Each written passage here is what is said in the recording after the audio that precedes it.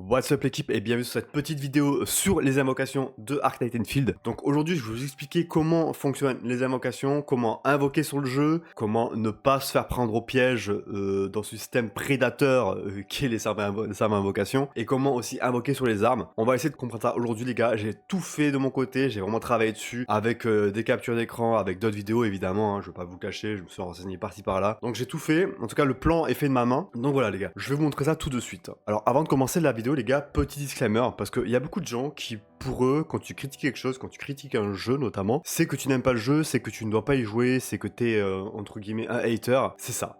Les gars, dans la vie, je pense que vous avez déjà tous critiqué quelqu'un que vous aimez. Alors évidemment en face, hein, parce que si c'est par derrière, c'est pas la même chose, évidemment. Mais voilà, ça ne veut pas dire que vous ne l'aimez pas. C'est pour essayer de changer les choses quand quelque chose ne va pas, quoi. Mais voilà, les gars, c'est pas parce qu'on critique un système que on n'aime pas le jeu en soi ou qu'on n'aime pas la personne. Vous voyez. Pour les gachas, c'est critiquable dans tous les cas. C'est de la merde. Les gachas, ça reste pourri, les gars. C'est un attrape argent, un attrape couillon, on va dire.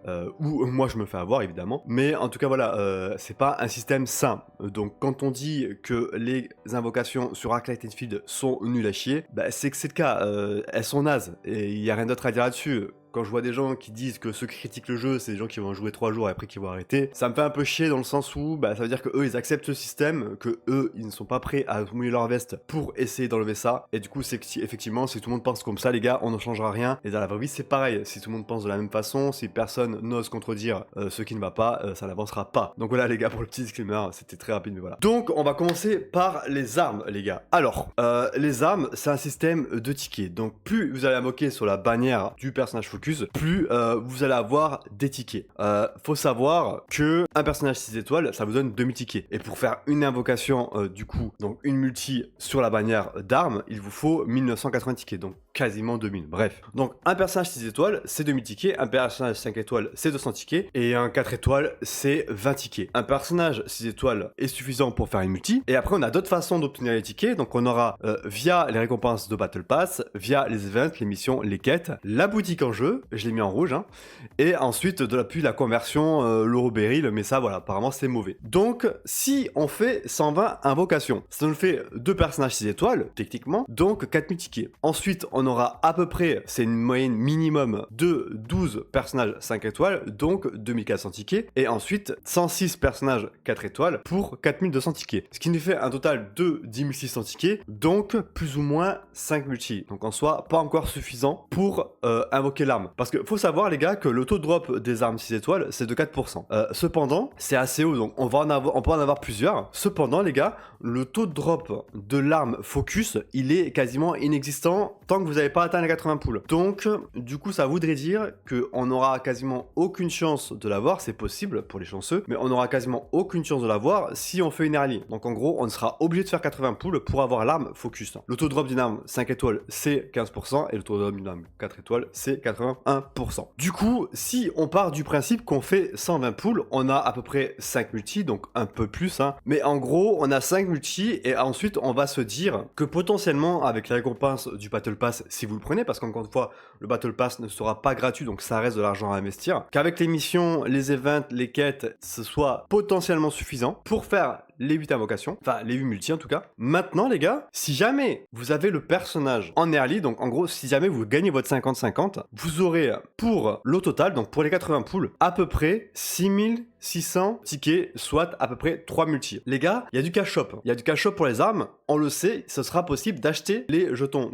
Je sais pas trop comment ça va fonctionner, mais ce sera possible dans tous les cas. Ça voudrait dire les gars que si jamais vous gagnez votre 50-50, pour moi, je ne m'avance pas, le jeu n'est pas sorti, d'accord? Si vous gagnez votre 50-50, il sera potentiellement, probablement, nécessaire d'aller mettre de l'argent pour invoquer sur la bannière arme. Et c'est là que ça commence à être un peu bizarre. C'est-à-dire qu'en gros, beaucoup de gens vont vous dire non mais la bannière arme les gars c'est cool, vous invoquez sur la bannière personnage et vous avez des jetons sur la bannière arme pour invoquer l'arme, etc. Je crois que ça a déjà existé sur d'autres gachas et je pense que c'était pareil, hein. Je pense que tu pouvais pas invoquer entièrement l'arme et qu'il fallait quand même mettre de l'argent dedans. Donc les gars, je vais pas m'avancer, mais pour moi, la bannière arme, il y a un petit truc derrière qui est un peu bizarre, tu vois. Et je pense concrètement qu'il y ait moyen que tu dois quand même mettre de l'argent dans le jeu pour aller chercher ton arme. Parce que tu vas pas faire d'autres multi sur la bannière de personnage pour récupérer les tickets. C'est stupide, tu vas pas faire ça. Donc c'est un peu bizarre. Dans tous les cas, ça voudrait dire que on n'aura pas trop le choix que de cash shop si jamais on fait une early. Donc si jamais tu pools avec 80 invocations, le personnage focus, bah tu vas peut-être devoir cash shop. Et si c'est pire, parce que si tu drops le personnage avec,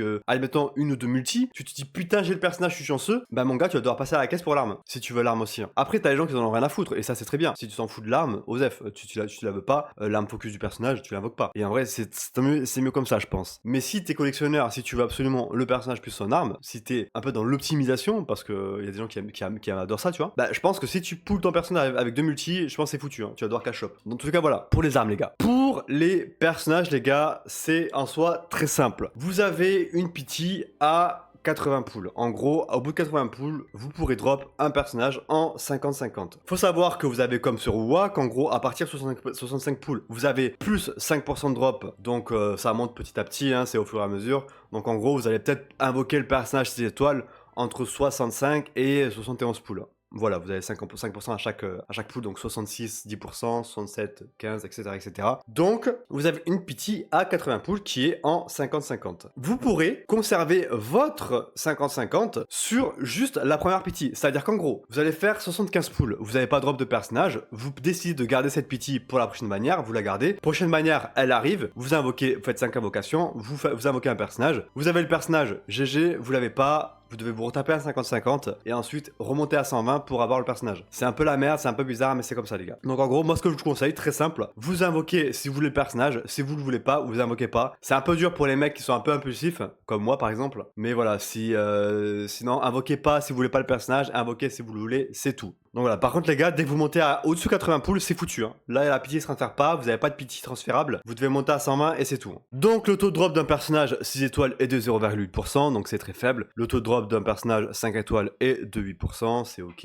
Alors, maintenant, comment ça fonctionne le système de personnages qui restent sur les autres bannières, etc., etc. Alors les gars, par exemple, première bannière, vous avez Levatain. Ok, je connais pas le nom des autres persos, je suis désolé. Première bannière, vous avez Levatain en focus. Donc Levatain, elle est là. On va dire qu'il n'y a rien d'autre. Pour l'instant, il n'y a pas les autres. Donc vous invoquez Levatain. Vous l'avez très bien, vous l'avez pas, vous l'invoquez sur la prochaine bannière. La prochaine bannière, les gars, vous invoquez la petite meuf en rose là. Celle qui, bref, elle là. Vous invoquez cette meuf et en gros, vous avez un 50-50 sur les 80 poules. Vous pouvez perdre votre 50-50 et sur ce 50-50, les gars, vous avez 14,28% de chance de drop Levatain qui était en focus sur la bannière précédente. Et vous avez 35% de drop un personnage permanent. C'est-à-dire qu'en gros, vous avez plus de chances de drop Levatain qu'un personnage permanent. Donc en soi, c'est plutôt cool. Maintenant, il faut partir au principe que vous allez perdre votre 50-50 à chaque fois. Et là, du coup, c'est un peu con. Mais en gros, voilà. Si vous voulez invoquer la petite meuf en rose, absolument, vous dites putain, je la veux, mais j'ai pas eu Levatain. Ok, je vais pool. Je pool la meuf, fais-moi 50-50, j'ai Levatain, c'est cool. Sinon, j'ai un personnage perma. Et ensuite, j'invoque la meuf à bout de 120. Sur la troisième bannière, les gars, c'est pareil. Vous avez un nouveau personnage. Et donc, sur ce nouveau personnage, du coup, vous avez le nouveau personnage. Et vous avez les deux autres personnages. Donc droppable à 14,28%, donc là vous divisez par 2. Et en gros, vous avez plus de chances de drop toujours l'un des deux personnages précédents qu'un personnage de perma. C'est-à-dire qu'en gros, c'est très simple. Levatain, première bannière. Deuxième bannière, Levatain est toujours droppable. Troisième bannière, Levatain est toujours droppable. Quatrième bannière, Levatain disparaît. Donc Levatain n'est plus droppable. Et sur la quatrième bannière, vous avez le nouveau personnage, le personnage de la troisième bannière qui était en focus, plus la petite meuf en rose, etc., etc.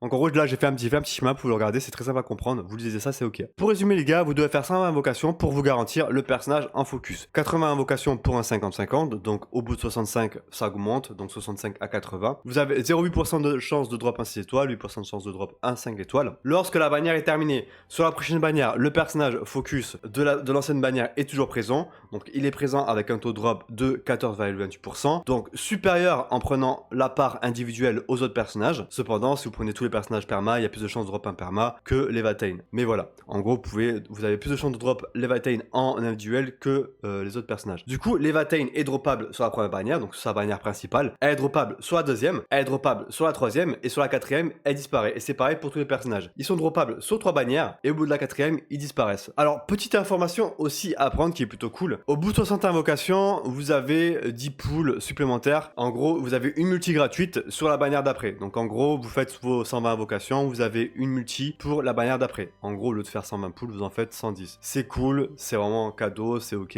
c'est sympa. Pour les whales, alors pour les whales, moi je m'en bats les couilles.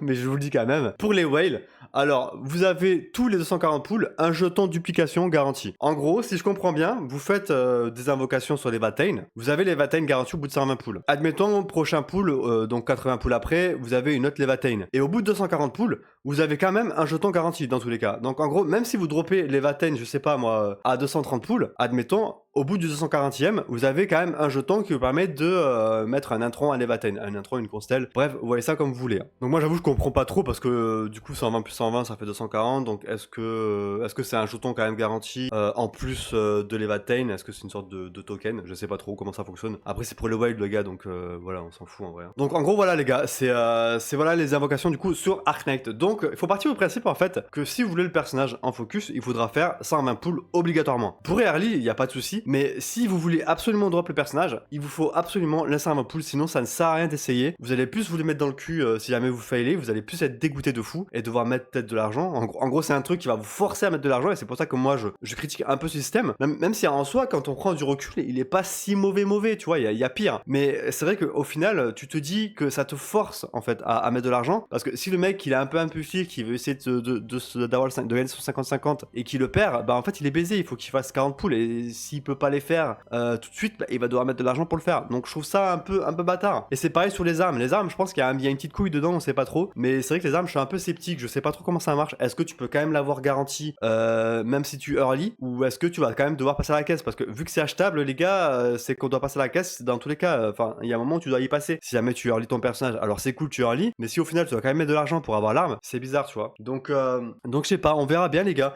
En tout cas, voilà, c'était une petite vidéo sur les invocations de Arknight Field. J'espère que ça vous plaira. J'espère que c'est compris, j'espère que c'est ok. On se retrouve très vite les gars pour une nouvelle vidéo. Ciao ciao.